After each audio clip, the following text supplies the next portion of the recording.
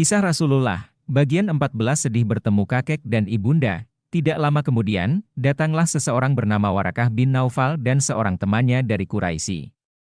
Keduanya menyerahkan Muhammad kepada Abdul Muthalib, "Ini anakmu, kami menemukannya di Mekah atas." Alangkah lega dan gembiranya Abdul Muthalib, "Cucuku," katanya sambil mendekap Muhammad. Abdul Muthalib memperhatikan cucunya dengan wajah berseri-seri. "Apakah kamu mau kakek ajak menunggangi unta yang hebat?" "Mau."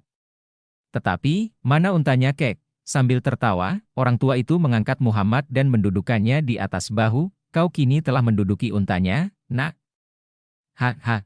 Wah, unta hebatnya kok sudah tua ya kek?" "Biar tua, tapi ini unta yang hebat, cucuku. Lihat unta ini mampu mengajakmu bertawaf mengelilingi Ka'bah." Abdul Muthalib membawa Muhammad bertawaf di Ka'bah. Setelah itu ia memintakan perlindungan Tuhan untuk cucunya itu dan mendoakannya. "Mari kita menemui ibumu sekarang," ajak Abdul Muthalib.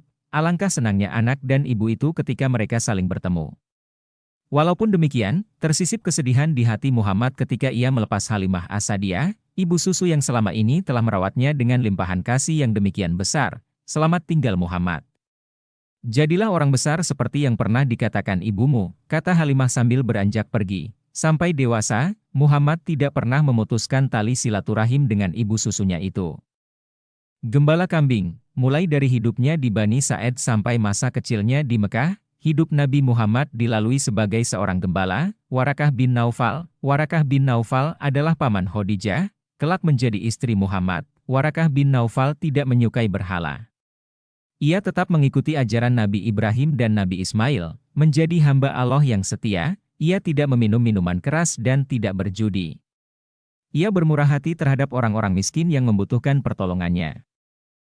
Di bawah asuhan kakek, sejak itu, Abdul Muthalib bertindak sebagai pengasuh cucunya. Ia mengasuh Muhammad dengan sungguh-sungguh dan mencurahkan segala kasih sayangnya. Abdul Muthalib adalah pemimpin seluruh Quraisy dan seluruh Mekah.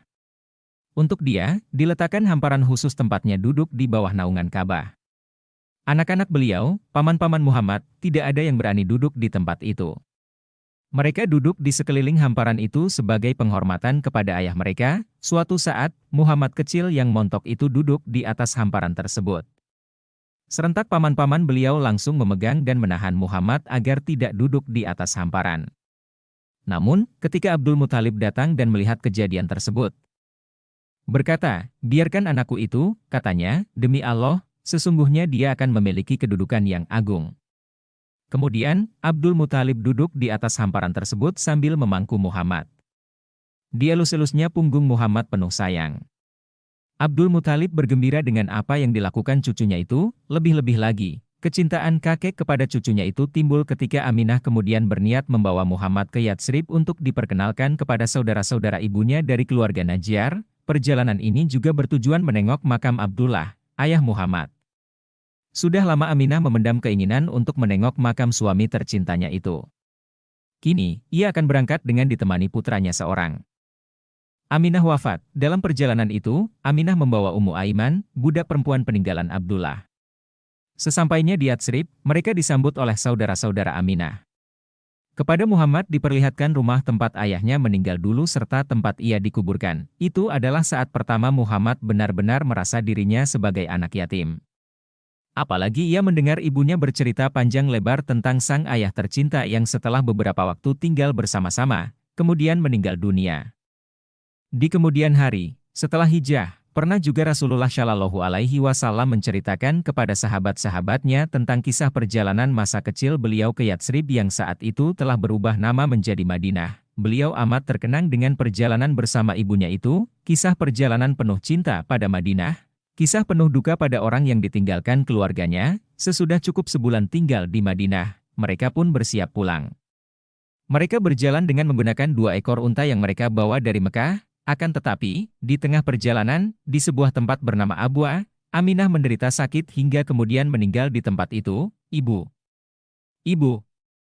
panggil Muhammad kepada ibunya yang sudah wafat. Dalam pelukan Ummu Aiman, dengan air mata meleleh, Muhammad menyaksikan tubuh ibunya dikuburkan di tempat itu, pada usia 6 tahun. Muhammad Shallallahu Alaihi Wasallam telah menjadi seorang anak yatim piatu. Demikian episode kali ini. Insya Allah, Akan kita lanjutkan episode-episode selanjutnya dari seri kisah Rasulullah. Jika kamu suka, mohon bantu like dan subscribe channel ini, dan share kepada yang lain. Terima kasih.